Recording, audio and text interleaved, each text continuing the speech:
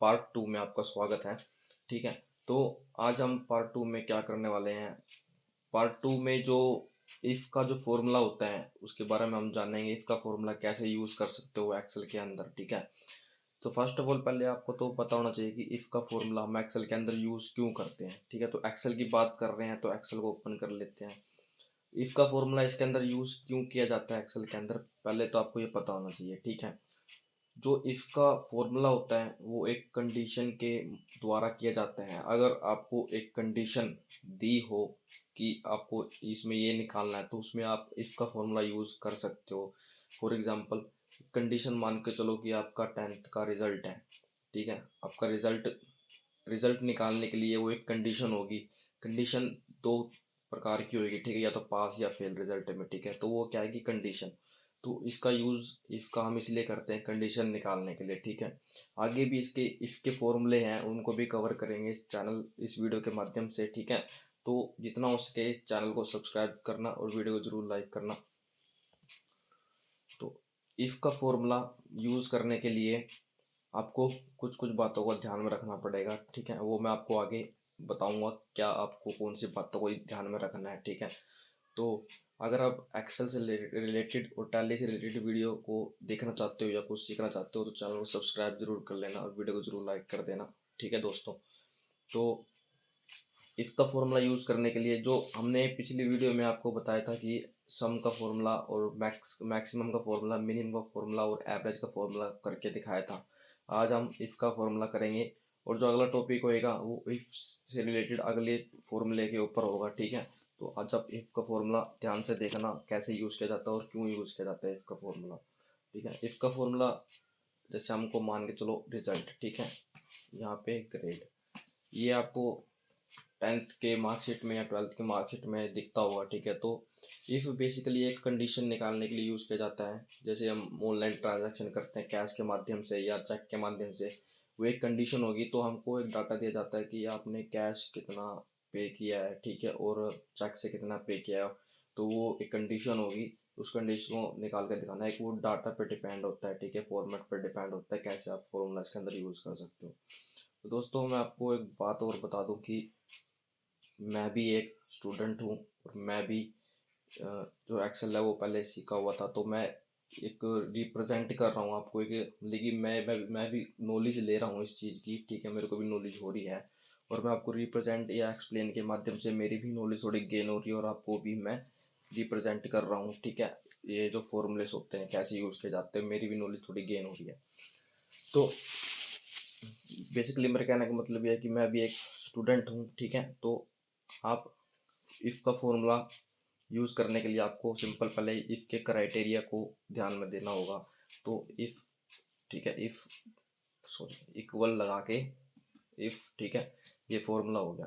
तो सिंपल आप यहाँ नीचे देख रहे होंगे इफ़ के जो नीचे का ये क्राइटेरिया खुल चुका है। ठीक है, logical test, value if true, value if false. ठीक है, तो आपको क्या करना है इस क्राइटेरिया को समझ के इसी फॉर्मूले को यूज़ करना है। चाहे आपके कोई से भी फॉर्मूले हो एक्सेल के अंदर, आपको क्राइटेरिया को लॉजिक तरीके से समझ के ही पुट करना है और उसको यहाँ पे फॉर्मेट में डालना है। ठीक है, तो बेसिकली जो फॉर्मूले होते हैं वो तो याद तो होने के नहीं। ठीक है, तो सिंपल हमको ध्यान से समझना पड़ेगा तभी हम फॉर्मूले को ध्यान में रख पाएंगे।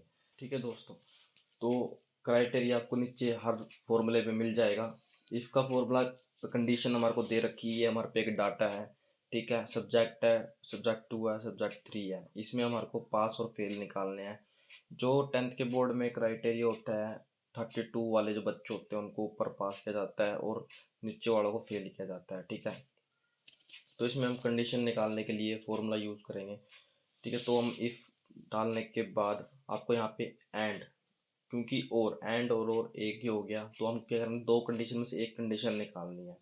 तो और जो होता है हमारे को इसी तरीके से रिप्रेजेंट करता है कि आपको इन दोनों में से एक लेना है। और जैसे फॉर एग्जांपल पास और फेल, तो इनमें से एक चाहिए ना हमारे को, दोनों तो नहीं चाहिए। ठीक है, तो और एंड का यूज़ हम इसमें इसमें कर सकते हैं। ठीक है, तो और टैब दबा के अंदर दो लग जाएंगे, एक भी लगेगा और भी लगेगा। ठीक है, तो और के बाद क्या करना है आपको, ये जो सब्जेक्ट 1 है 66। ठीक है, तो इसको हम सेलेक्ट कर लेंगे। आप करेंगे क्या है लेस देन, ठीक है, लेस देन कितने होता है 32, 32 से कम वाले जो होते हैं बच्चे फेल होते हैं। ठीक है, कम वाले बच्चे फेल होते हैं। फिर इसके बाद आपको क्या करना है, एक लॉजिक 1 हो गया, ठीक है हमारा, ये फिर लगा देंगे हम कोमा। कोमा लगाने के बाद फिर हम सब्जेक्ट 2 के, अभी तो हम एक ही बच्चे का निकाल रहे हैं, ठीक है, सब्जेक्ट 2, तो फिर कहेंगे लेस देन। लेस देन क्या होता है 32 से जो नीचे वाले जो होते हैं वो बच्चे फेल होते हैं। ठीक है, आगे बताऊंगा आपको मैं इस फॉर्मूले के बारे में, फिर इसको कोमा दे देंगे। ठीक है, तो फिर क्या करेंगे हम सब्जेक्ट 360, फिर क्या करेंगे हम लेस देन 32, फिर करेंगे ब्रैकेट क्लोज। ठीक है, फिर डालेंगे हम कोमा। कोमा लगाने के बाद आपको क्या करना है, इन्वर्टेड कोमा देना है। अब इसमें हमको क्राइटेरिया देना है। अब 32 से जो नीचे वाले लेस देन है वो फेल होंगे, तो जो फेल का वर्ड है वो हमको पहले लिखना होगा, FAIL फेल। ठीक है, फिर इन्वर्टेड कोमा, फिर कोमा। ठीक है, फिर इन्वर्टेड कोमा। ठीक है, फिर आपको क्या करना है, पास। फिर क्या करना है आपको, इन्वर्टेड कोमा। जैसे मान के चलो यहाँ पे हमने लेस देन को डाला है। ठीक है, लेस देन क्या होगा, 32 से नीचे के हमने क्राइटेरिया दिया है कि 32 से जो नीचे होगा वो फेल होएगा। ठीक है, तो फेल को क्या लिखेंगे हम, सबसे पहले लिखेंगे। ठीक है, तो जो यहाँ पे ग्रेटर देन होता तो हम पास को पहले लिखते। तो यहाँ पे क्या करना, आपको करना ब्रैकेट को कर देना है क्लोज, तो उसको कर देंगे हम एंटर। और यहाँ पे देखना 32 से जो नीचे होगा तो वो फेल आ जाएगा, अभी 32 से जो ऊपर है तो यहाँ पे क्या हो जाएगा, पास हो जाएगा। ठीक है, तो देख सकते हो कि यहाँ पे सब्जेक्ट 1 में 66 है, सब्जेक्ट 2 में 47 है, सब्जेक्ट 3 में 60 है। ठीक है, 60 है, तो क्या ये 32 से ऊपर है, तो ये क्या पास क्राइटेरिया है।